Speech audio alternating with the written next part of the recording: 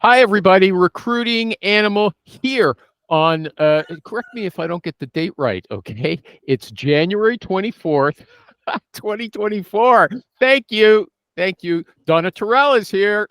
Hello.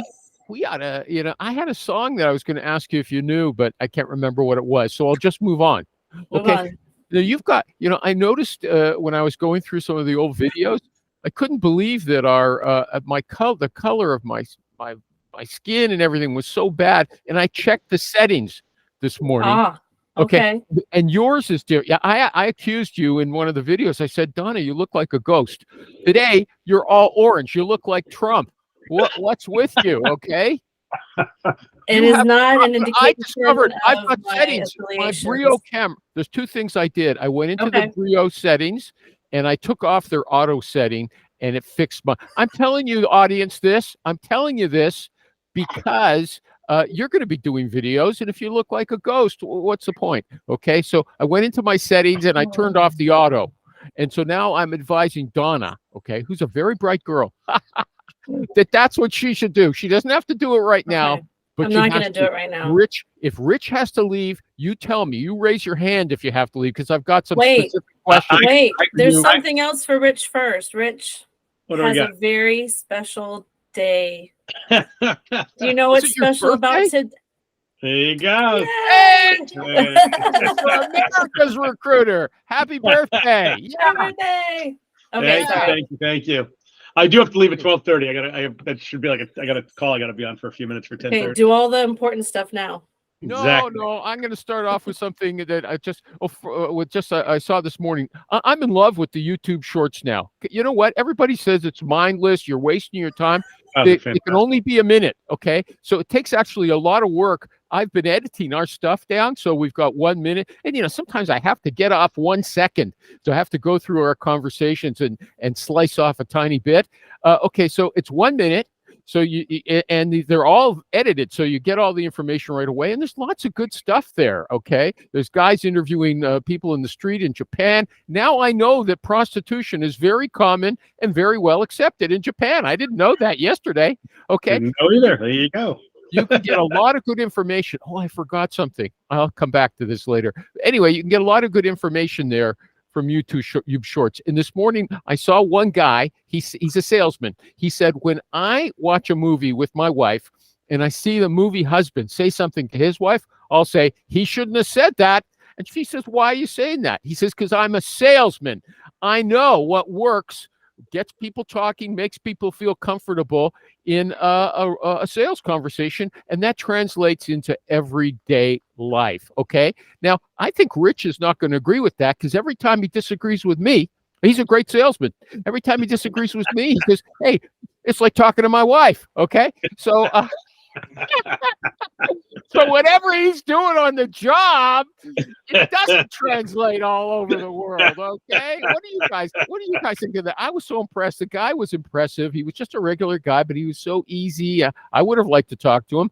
And I said, wow, I wish I could sell like that. Do you guys agree that when you watch a movie, you can see what the characters are doing wrong, or that your sales skills translate into everything? I mean, they're so well written usually that it's like, they're set up for it's like this perfect scenario, so it's always easy to do. No, sometimes it's deliberately wrong. Most movies are there's problems. Yeah, like Boiler Room is a great example. They deliberately were doing it wrong at the beginning of Boiler Room. Do you ever see Boiler Room? Great sales movie. I loved it. Yeah, great movie. Okay, you go ahead, finish, Rich. No, I was just saying, but you talk to these all I place for sales guys. You talk to these elite sellers, like the top 1%. And man, they can sell anything to anyone. They're smart. Why? Because they're very smart. They just have an incredible way of they just know what to say at the right time all the time. It's just a sixth sense for them, and it's a rare breed that really. I mean, I've talked to hundreds of thousands. I get the impression from talking to you here on the show that more than half of the people you talk to are idiots. Okay. I'd probably say, 80-90%. Yeah. And now he's telling us all these sales reps are like. No, I said the top 1%. He didn't say the top 1%. Okay, Really he didn't did. say that. I absolutely did. Donna, did I? No, You here's said my the line. top. I raised my hand. Donna's my witness, not God. The Donna's recording my is your witness. okay? The recording, yeah. I Hit don't the have a great rewind. attention span. Oh yeah, she's falling asleep. When I start talking, she tunes out. You know. What can I Sometimes say? when you go too long, you need to learn to get to the point, be concise. No one has time for all of the. Exactly. Short Well, and you know sweet. what? On this show, you're allowed to interrupt me. Okay, you're allowed to interrupt me. Everybody is. Okay, here's what I forgot. I'm using this mic. What? Can you grade the sound on a scale of 1 to 10? 10 being fantastic. It's great for me. I can hear you fine, Right. sharp. It Okay. could just be your voice. I don't know. What is it? Could just What be is your voice. You don't like it? He's giving you an 8. He can't give you a 10. He's not sure why. An 8 Maybe is it's you. fine. Hey, I didn't hear Okay. what he said. You know what? Fine. You can't. You sound fine. You just can't hear. I bought this a couple of years ago, a real cheap mic and headset just for the show. Okay. I tried it for 1 minute. Michael G. Cox told me it's terrible. I've never used it again. I tried it this morning and I saw that it works. Okay. So Michael G. Cox, you screwed me. Okay. And you'll never get that out of my mind. Okay. So Donna, is Okay. there anything you'd like to say about sales skills and how they work in regular life and No, but except for when I watch The Office now, sometimes when I watch Dwight, I'll be like, oh, he did good there. So I do grade them, but that's just The Office obsession. Okay. So Rich, Irrelevant.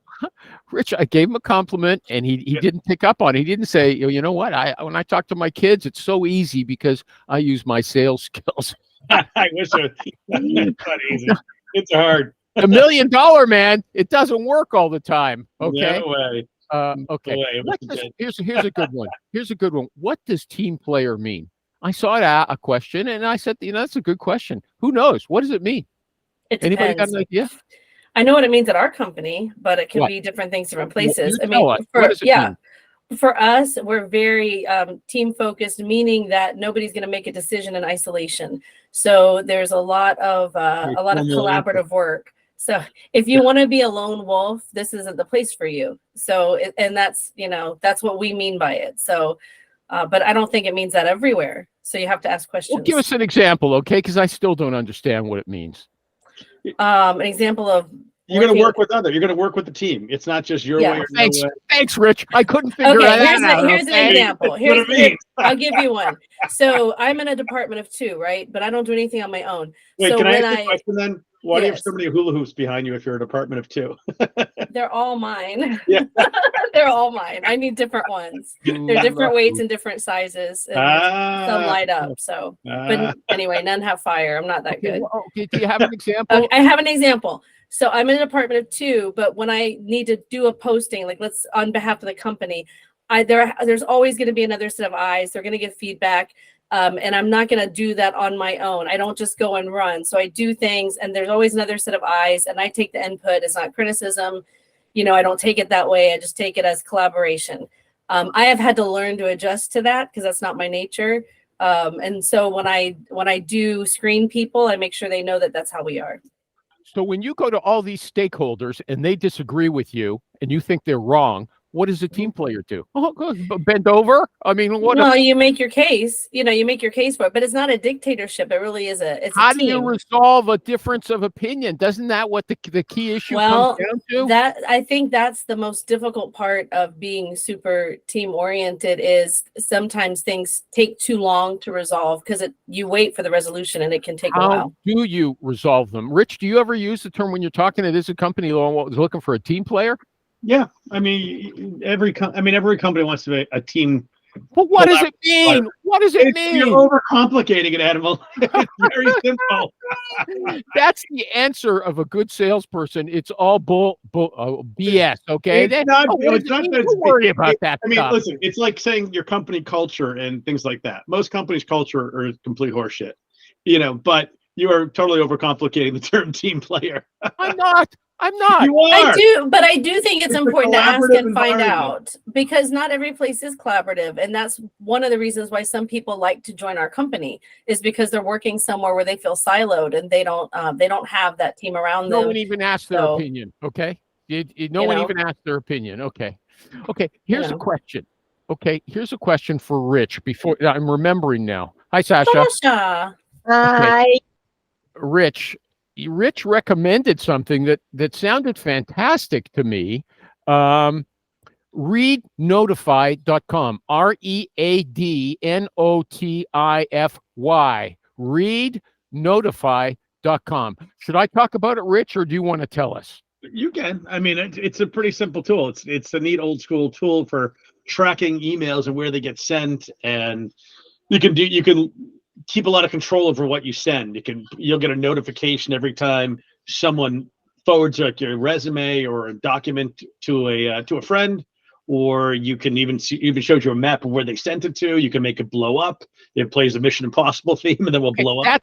That's the thing about blowing up. Like Jerry, apparently in his contract, he says, I want you to delete this resume that I'm sending you 6 months after you get it. I'm not sending you resumes for you to keep in your database. I don't know this. I'd have to check on the Read Notify if you can do that, because all someone has to do is really download the resume, and then it's now a free copy of it. It's really tracking the link. If they download it with that Read Notify, won't it expire, as you said? I don't know. It's been a long time. Even if it did, you could use a snipping tool or something and just take a shot of it. I mean, okay, but they wouldn't. You can't guarantee it. But the point is, the 8 applicant tracking system is probably going to scan all the data into a text format anyway. Jerry's kind of barking up a tree on that one. I mean, once they have it, they have it. They have the LinkedIn profile. They have whatever they want anyway. At that point, it doesn't really matter. Okay, but the whole issue was with, do you put your own watermark or logo or information on a resume? And Alan Fleur, who used to be a regular on this show, told a great story. He sent a resume to the New York office of a big company. It didn't go out. They thought it was a great candidate, but he was missing a couple of things they wanted. A few months later, the same candidate called him to say, thanks for getting me this job in California, at their California office. So Alan called the New York office and said, you guys owe me a fee. And they said, no, you don't. And so they said, so he said, take a look at my resume. It's stamped. And so they looked at the resume, and they had taken off all of the stuff, all of the identifiers that he had put on it, but he put a stealth identifier. He said, look here, there's a secret place. And they had to pay him. And Rich said, well, you don't need that. You've got the paper trail. Am I right about that, Rich? Yeah. You're going to have an email that you sent it over. What's the difference? I think it's a little more impactful when you can see the guy's name, the recruiter's name. How is it impactful? How is it impactful? It's harder to lie. Why? I have the email. It says you got it. Yeah. You have the conversation. It says you got it. Okay, we'll see you in court 5 months from now. Yep. If it's a resume, well, Alan got his money. They paid him once it was. And he should have. But I don't. I mean, listen. If it took 2 seconds to put it on, if I had an admin and I wanted to move slower, sure, it doesn't hurt. But hey, you wanted to know how to use an admin. Now you've got a job for your admin. There you go. Yeah, there you go. How to use his admin. These admins probably work to death. Okay, but Rich also said, I think last week or one of these recent weeks, that he uses Foxit.com for his PDFs. Am I right about that? Yep. Foxit, Foxit, and Foxit does watermarks on your PDF. Foxit adds watermarks. Or if you go to docuhub.com, you can add a watermark for free. Okay, but I think these things are only like $8 or $10 a month. These services anyway, right? Yeah, but I mean, the for Foxit, you just pay a one-time fee. It's like I paid $100 like 5 years ago for it. But it's but I mean, the end of the day is these companies, they're gonna download their resume anyway. If they're stealing it from you, they're just gonna have the guy send a fresh resume. Yeah. Rich actually also, he said, thanks for reminding me. He said, look, if the company wants to rob you, they're going to do it no matter what you do. Is that that's what you said? I don't know, but why not put some obstacles in their way? I agree, but the whole point is, like, if you're going to sue someone, it's got to be worth minimum $50,000 to even be remotely worthwhile. So no, you told us that you go after people even if it's inconvenient. I do, but I just got a principle. Just on principle. Okay. Yeah. I mean, like I have a client that's they're a little late on a $70,000 fee they owe me. Suddenly they can't seem to answer their text or emails. What kind of fee is $70,000? It was a CRO. So. Okay. Wow. Yep. So we'll see. Today's the day. Anybody else got any comments on that? Because that conversation I thought was really exciting about all these devious ways or secret ways of marking your resume. Like Rich had the read notify, the other guy had the watermarks, the stealth watermarks. But Rich that's says, why those trackers are great to have. Those, there's a million different like get notify, read notify. There's a million different tracking systems out there. And when you're sending your contract or you're sending resumes, they are really good to have because you do have that automatic paper trail and you don't really need that resume, with the mark on it. It's nice to have it, but it's just one more step. Some people say though, if you use those trackers, the other guy can see it and they don't like that you're snooping on them. Well, too bad. I mean, we like a rapport. We want to trust our and everyone client. everyone tracks everything. Yeah, everyone tracks everything. And listen, the bigger problem is not so much they don't like it. A lot of there's certain trackers like used to be like Bananagram or something like that was one. Like it would get blocked from a lot of places. Like a lot of companies would block emails with trackers attached to them. But now I think every email's got a tracker attached to it. Okay, so you don't have any problem with read notify. I have not used read notify in a while. I just like it. I've used it in the past. I like it. I actually was going to re-sign up for it when I mentioned it, to be honest with you, because it's a cool little tool. I just for whatever reason I stopped tracking things, and I need to get back to doing it, to be honest with you, because especially when the market is the way it is today, companies get squirrelier and squirrelier, and you better have that paper trail. Okay, Rich, there's another example of a guy who says, "Do what I do, not what I say." Okay, or do what I say, not what I do. Sorry. I listened to something from Rich, just a couple. I guess you were saying it was a podcast from 2021, and it was such a different time, because that's when everybody had so much work making. Yeah, it's crazy. You should have heard him because he was talking about just to push, and you don't let go, especially not when the money's rolling in, because you don't know what it's going to be like. And here we are. So there you go. See? There you go. Consistency, my friend. It's all about consistency. Oh, I was listening to when I was posting those shorts. Donna was talking about Rich, how he works night and day. Okay. Ernie called me last night to, tell me how much you like the podcast they did for Ben. And I'm like, it's like 8:30 at night. He's like, "What are you doing?" I'm like, "I'm working." I'm like, "What else are you doing?" He's got his laptop out. Yeah, watching TV. I'm literally sitting in this exact spot. I sit here all day long. I go to the gym and then I just work. I thought you were in front of the TV. I know you've got a TV. He puts it on the laptop. Do you not listen to him? Listen, the TV's right there. See, where's the TV? I thought he watches with his wife. Does she come to your office? There's the TV. See, she sits there and watches The Bachelor, and I watch how stupid that show is. Did you watch The Golden Bachelor? Oh, I couldn't watch it anymore. If I'm like, no, you're gonna watch it, you can't sit here. That made The Bachelor is the stupidest show ever made on TV, which is saying something.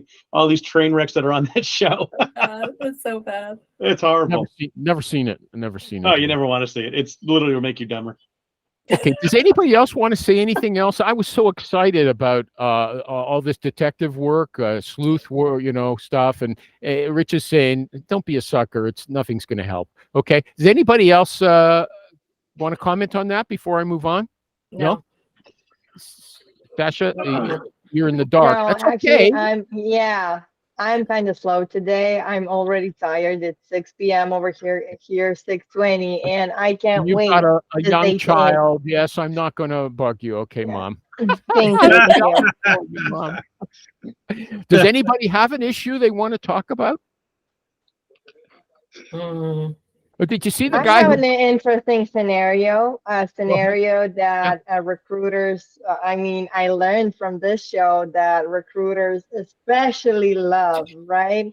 We are looking to fill several positions in our company, and I'm working at this point with more than 10 recruiters.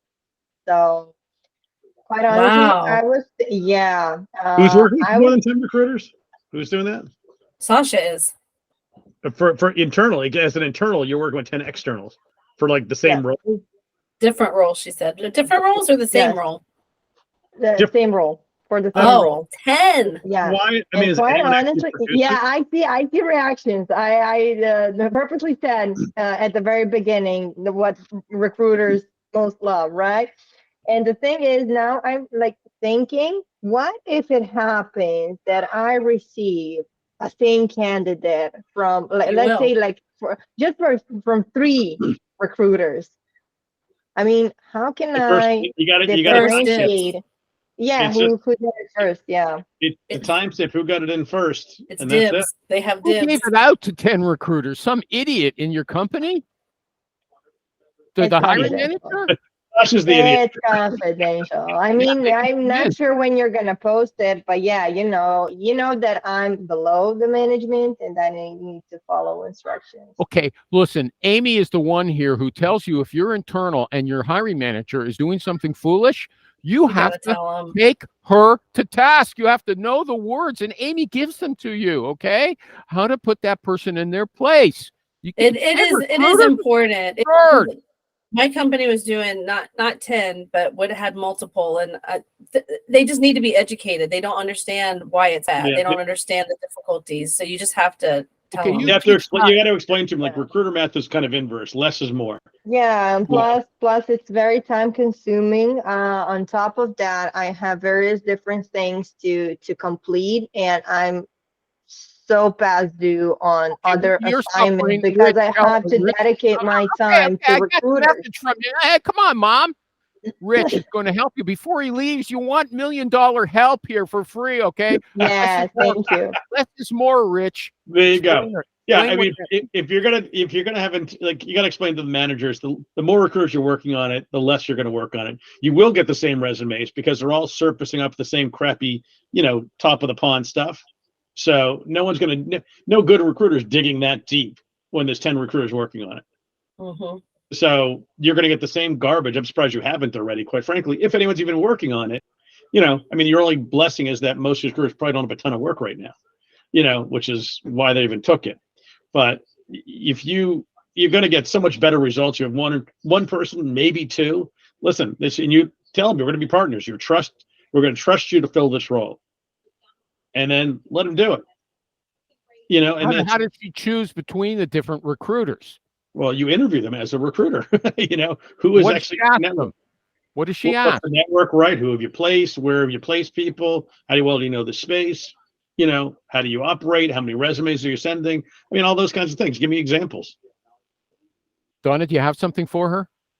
Same thing, and she also has a good since she's already working with these 10, she probably has a good idea of some that can be cut and some that are doing a good job, Mm-hmm. So even interviewing shouldn't be that difficult. But yeah, I think the mindset that they don't understand, the hiring manager doesn't understand the mindset. So you do have to explain the recruiter that if you know that 9 other recruiters or so many multiples are working the same job, the likelihood that you're going to get the placement, and recruiters are all about math all day long. So the likelihood that you're going to get the placement, it goes way down. So there's not as much value working on that job as working on one where you're exclusive, or maybe there's one other. You have a much more likelihood to get the placement. So you're not giving them any incentive to work hard for you. Okay, but I'm wondering if there's some knockouts. Like Donna said before, Donna was brought into her company to get rid of the recruiters, okay? She's the enemy of agency recruiters. I want to set it up, okay? So they had a bunch of recruiters, just like she said, and she got rid of all the bad guys. But this one woman said, I'm going to stick to Donna like glue, even if she doesn't give me anything, okay? When I'll call her once a month and just say, hi, honey, how's it going? Anything coming up? And no, it's never anything. But Donna has in her mind, if I need a recruiter, I'm going to go to that. And to add to that, I watch what she does, and our industry is very, very heavily on LinkedIn. Not everything is, but we are. So I watch what she does. I see who her connections are. I see her activity. I see our mutual connections. Like she's just doing a really good job with me and with what I can see outwardly too. Okay. Once I'll tell a story. I don't know if I told this before. I decided to do business development, and I called all kinds of companies, big, small, and begged for 15 minutes face-to-face time. This is years ago. And me and my partner went out. And if you don't have to think, the recruiting animals, an impressive guy. My partner was, okay. He's one of the best recruiters I ever met. Okay. Did you wear the hat? No. Okay. And so we were out there at one place, and the guy said, and not only this, talk about building rapport.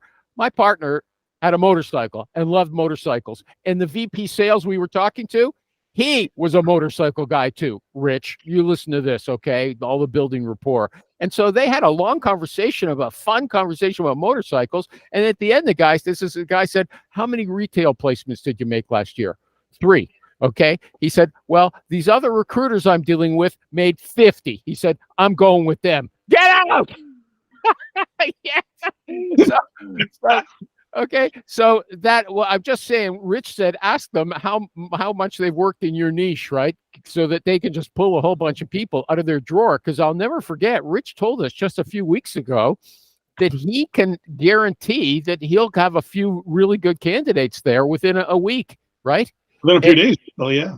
A few days. And the placement will take place within 2 weeks, which is really saving them 2 months' time or something. Okay. So should Sasha ask them, what's your usual time does it take to send me some good candidates? Not garbage, good candidates. I mean, yeah. I mean, but if she's already working with them anyway, you can see, hey, listen, how long does it take to send people? If it's, I mean, honestly, for most searches, unless it's a really unique search, if it's more than 2 weeks to fill a search, to find the right candidates, that search is a ball buster that's probably not getting filled.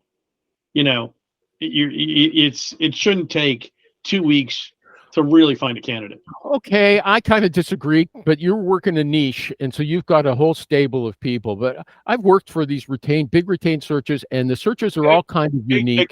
Again, depends on the search. If you're talking to a CEO, it's a different story. You're talking a middling manager, no. You're talking $100,000 person, $90,000 person, no. $150,000 person, no. It takes 3 days to find the person. If it takes you more than 2 weeks, they are generally looking for something that doesn't exist, or such a needle in a haystack, which is really wow. Okay, but you can only say that because, like Gavin, you've got a small niche. Well, my niche is huge, but Gavin's is like 10 people. I mean, my niche is huge. He said 500, I think, is his. I'm not even sure it's that big. What's got to change my time? Okay, you got to go. Yeah, I got to hop, but I'll try to hop back on. All right. See you guys. Happy birthday. Bye. Thanks. Bye. Oh, happy birthday, Rich. Thanks. See you guys. Happy birthday, Rich. Yeah. Thanks, Animal. Okay, what about this?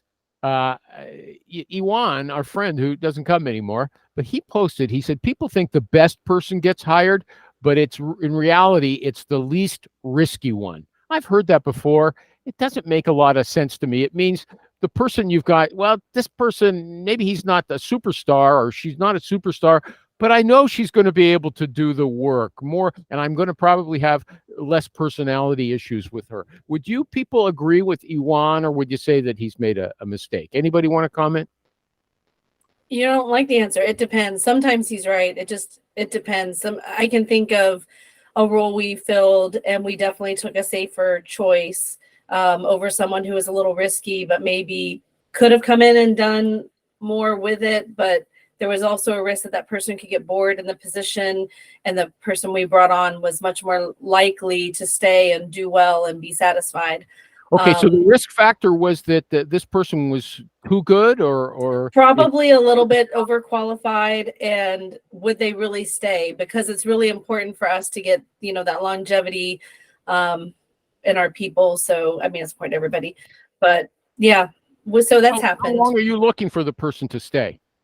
That's a tough question. I mean, in our industry, that people don't tend to have a lot of tenure. I mean, ideally, we want them to stay forever, but I would say most of our people, we've only been open since 2016, so we've got people who've been there 7-8 years, and we'd like them to stay. Okay. Do you have any kind of turnover targets, Sasha? You don't have to say, but I'm wondering if you have an expectation of how long you want the people to stay at the job. How long? Yeah. Well, I'm not sure if my answer would be relevant because this particular industry has pretty much has a high turnover rate. Like the normal turnover rate would be somewhere between 30 and 50%. So we are more than lucky if people stay like more than 2 years or a year and a half. So Uh-huh. yeah. Okay. Yeah, but an ideal candidate, maybe 3 years. And if there are opportunities for advancement, then definitely more than 3 years. Mhm. I realize that if there are not any opportunities for them to pretty much evolve into their workplace, they're gonna leave after a year and a Yeah. half, 2 years top, if they Okay. are a quality employee and a When good you're one. looking at a resume, if they've only been someplace for 2 years in a row, that's not an issue for you. No, well, but if I realize that, for instance, they have like several jobs and those with different time frames, I would pretty much mark that resume as a job hopper. For Okay. instance, So I have here she says that 2 years is average, but if they move yeah. around, I'm not interested in them. I won't. I won't. You're tired. I won't press you now, but another time. There's a good segue here. A Well, job depending hopper. on the position, again, that depends on the position. And Yeah, if I'm that's the looking part I to don't. I fill call it management handling. position, that will be a rule of a thumb. However, if I'm looking to fill a janitorial position, meaning maintenance, cleaning staff, I mean, I cannot expect a lot from that people. Okay. I'm more than happy if they even have a resume. So yeah, Okay. Well, we're talking apples and oranges here, I guess, between the yeah, different kinds of candidates. Now, here's a yeah. question though that I kind of liked. You know, there's the question: where do you see yourself in 5 years? That's not necessarily a good one. It's too general. This person said you should ask the candidate, where do you see this job adding to your resume? What do you see this job adding to your resume in 3 to 5 years? Like, how's it going to change your professional profile? And that's something the recruiter should know as well. What can this job add to the professional profile of a candidate? Is that Donna? Would you say that's a reasonable That's question? a good question. I never thought of that, and so I like it. I'm going to write it down. I think that's a good question. Any Okay, but you don't want to comment on it. Well, I Okay, mean, what do you want me to say about it? It is good. You're making me think about it. you don't have to say anything. Okay, So I'm just prompting you. what do I'm you a want from me? host. No, I do think no, but that is a good question, and it is something to think through. It's something to think through. That's a great way to even address the pain points of someone. If you've thought, you know what I'm saying? Like you said, the recruiter should have thought it through as well. And I think we do, but putting it in that language, when you ask the person, if they can't tell you, you can tell them, and addressing the pain points that they have. So I like that. I like it a lot. Okay, I've lost you. I don't understand, but I'm not going to try to find out. Here's That's a okay. question. I'm writing it down. Yeah, here's a question just like the one that I started with. Okay. Culture statements. Like, what was the one I said? What's a team player? Nobody Mhm. knows what it is. Donna gave us a long I told you what it is at my job. checking with all the stakeholders, but you didn't say how the conflicts are resolved. Okay. You So can't say that in the a quick key answer element. because No, there's you not didn't one tell us. way. There's never one way. That's a silly demand. There's Okay. never one way. Okay. Yeah. That's as vague as you can get. Now, if there was one way, then it wouldn't really be team There could be centered, one right? way. Okay, you talk with everybody, then there's a vote. The majority wins, or the boss decides in the end. If the boss decides that it's not team centric, Yes, it is. Everybody gets to state their it's view. fake though. It's not real if It's just not one fake. It's person at that the when the end. government is interested in passing some legislation, they invite everybody who's concerned to apply to come and testify, and they all give their views. But the people who are giving their views, they don't decide on the law. The government decides after the consultations. So that is a team I wouldn't. player. I wouldn't have felt part of the team. I mean, unless I was one of them making that final decision. Okay, well, Donna, you just think about it, and the next time you come to the show, we'll ask you for some examples of how these I'll give things you are decided, examples. since they're so Fine. varied. But I'm moving on to another Other vague, culture. typical vague thing with no definitions. If you ask half the people what their culture statement is, they all say work hard, play hard. It's been said on this show by a guy I respect, the CEO. What's your culture? I knew he didn't know. But he said, work hard, play hard. I didn't press him at the time, but what does it mean? Without any details, it doesn't mean anything. It means they work you long hours and you have to go out drinking with them at nighttime. Is that what it means? No, nobody knows what it means. Does it? Anybody here want to tell me what it means?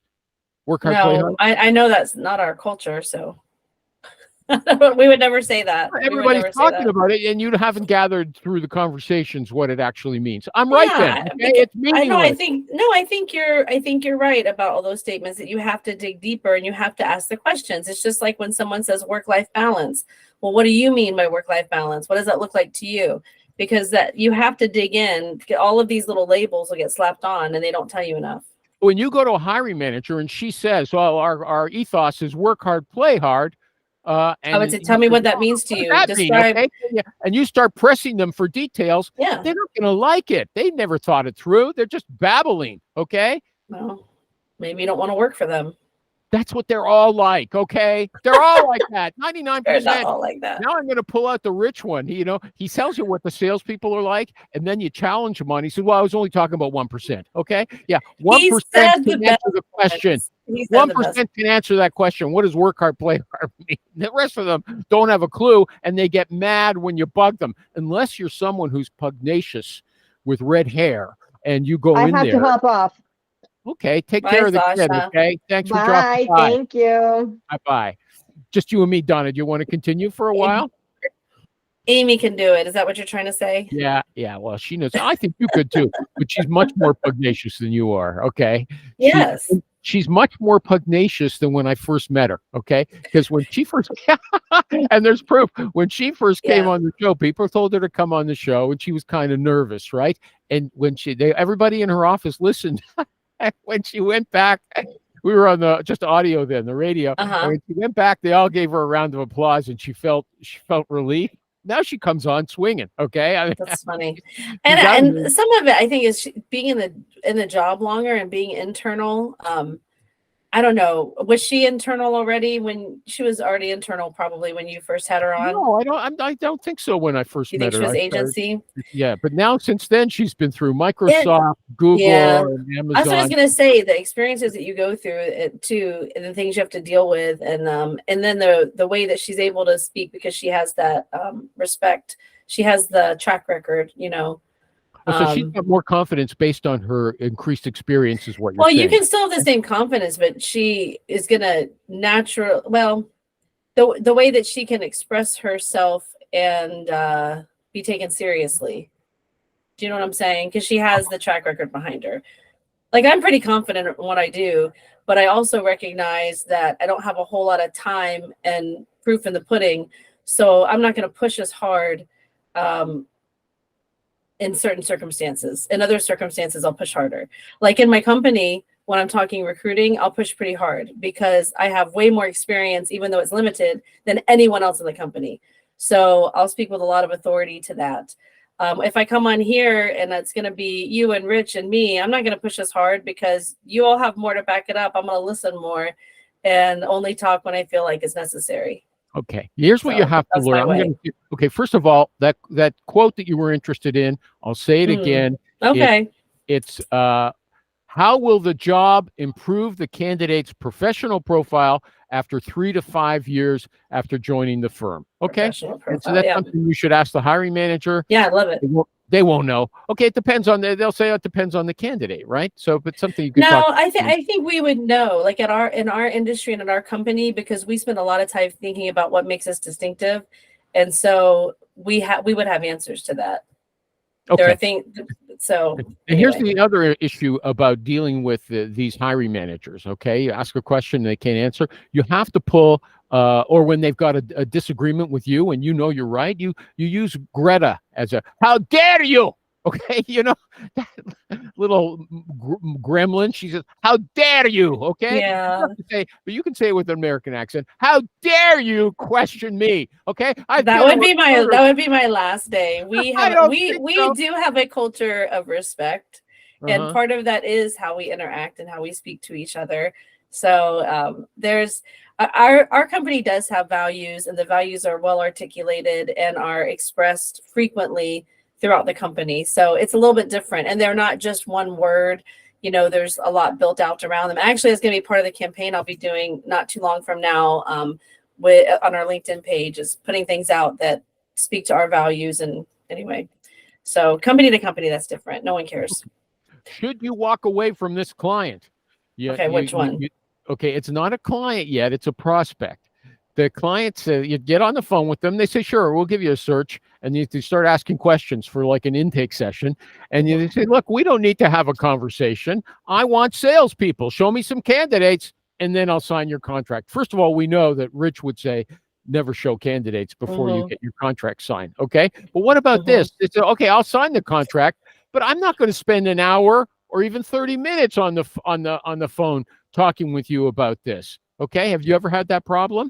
See, unfortunately, when I was in the agency yeah, side, the other company, your boss handled the client side. And even beside that, I was thinking about that today, because I did do some of it, but it was not an issue because that was 2021 when everybody needed us. So we had people knocking on our door. We weren't having to deal with it. But in thinking about, moving forward and the day whenever I go out on my own, it would depend on how much I needed the work. You know what I mean? So if they were willing to sign the contract and it was in my niche, and if I were in the niche I'm in right now, if someone told me they needed a salesperson, I would already have a pretty good idea of what they probably need. So I might take it and throw one candidate at them, see what they do, see how they behave from that point forward. So what you're saying then is was something Rich didn't mention, but they can tell, or Ernie would definitely say, they can tell from the way you talk if you know their field. Okay. And so, and you also know, I'm pretty sure, well, you still might want to say, look, this is what I think you're looking for. Let me run it by you, and you tell me if it's real or not. Because the thing is, you can say it pretty fast. When I did sourcing for these companies that had a special person doing client relationships, okay, I always wanted them to let me talk to the client because they never gave me enough information that I wanted to go out and help me find people. Okay, so you really need. Even if you know the field, I think you need to talk to grill I do these too, guys. but I think that's what I'm saying. Like, I think it depends on where you are in your business. So if you're just trying to build your business,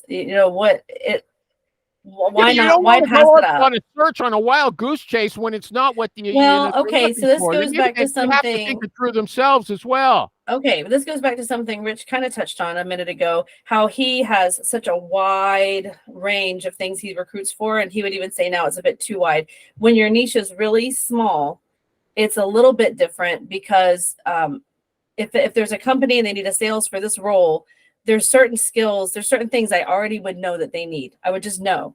Now, if I don't know the person's personality and the culture word and all of that, those are things I'd be missing, but I would know the skills because I know the industry. Do you know what I'm like? I know if somebody says they need an account executive for an oncology team, I know who they're looking for. I don't really need a whole lot more to get started. Now, ideally, I would know a whole lot more to give them the ideal candidate, but I could put people in front of them pretty fast because I know the space. So I think it just depends on how small is your niche, how much do you know about it, and how much do you want the business or need business? If you've got plenty to do, then pass on them because they're difficult. One of your best answers. Thank you. Although you should take a look at some if you want. I don't like advising these people to go take a look at the YouTube because people are funny. They'll say something that makes sense, but when they see themselves say it, they get mad. Okay. I never watch myself on anything that I ever do, if at all possible. Okay. Well, we're okay. Tell me when you had enough. Okay. But this woman who's been a guest on the show a few times, she says, don't you love it when a talent acquisition manager that you've called, she's looking for business. She's a headhunter. And she called this guy and he said, how'd you get my contact info? What an idiot. Okay. She's a headhunter. Okay. He's supposed to be a recruiter as well. Okay. Doesn't he know about all the things we talk about here? Like Swordfish, and Lucia, it's a different world, Animal. I was just thinking about that today because I was in a situation where I had to put job postings up because it's something the company had paid for. So I needed to just do it, even though I've told the company, do not do this. And now I am inundated with emails and inundated with applications of people who are not a good fit. But this is the way of most companies, right? Like, you have an opening, so you put out your postings, you wade through the resume. If they've never done that agency recruiting, they've never done the headhunting, they really, I don't think they know. I don't think they know how to do it. And here's what I found. As I was going through the resumes, immediately I'm like, nope, because I can just see it's not relevant. By the time I get to like resume number 70, I'm like, well, this one's kind of close. And then I caught myself. I'm like, no, it's not right. I know that I can go out and make a few phone calls and find the right people in a day. But I have to do this right now. I have to do this thing. So there's a point to that. And the point is, no, the internal people. So they're posting prayers. Is that what you're saying? And that's what they know. It's what they know to do. Really? You know, these days, I'm surprised. I thought most companies had their internal headhunting teams now. I think some do. I think some do. And so maybe some of the bigger companies, and they have the real teams, and they have those are the Amy Millers. Those are the people how come you can't sell your guys on? And listen, you're wasting your time. You gave a fantastic example. I can. I'm doing this now because it was money that was already paid before I got there. So it's like, well, let's at least. Maybe we'll only get one person through it, but hey, let's at least waste my time. You know what that's called? That's called the sunken. What's it called? The sunken money fallacy. Do you put the money in already? So even though it's worthless, you're going to pursue I'll tell you why we're doing it right now, because right now we don't have any jobs, and so even in the posting, I put that this is for future opportunities that we anticipate later in 2024. If we were in a real job search, I would not, but we're not in a search right now. So that's different. I strategically put it for the future. But even so, there's so many people who would say, look at this recruiter. She spent 6 seconds glancing at a resume. It's so unfair to the job hunters. Those job hunters don't have any qualifications. They shouldn't be sending their resumes in. It's a real shame, and it's because people just give bad advice to job seekers. You know, tell them, "Oh, don't count yourself out," and sometimes count yourself out. This is not for you. But you know, I don't know. It's tough.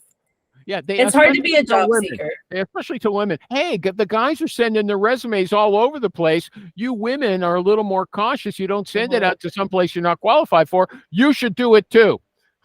I don't. It's a happy medium. You know, I mean, there are some things I think as women we do count ourselves out of things that we're actually qualified for because maybe just one line is off.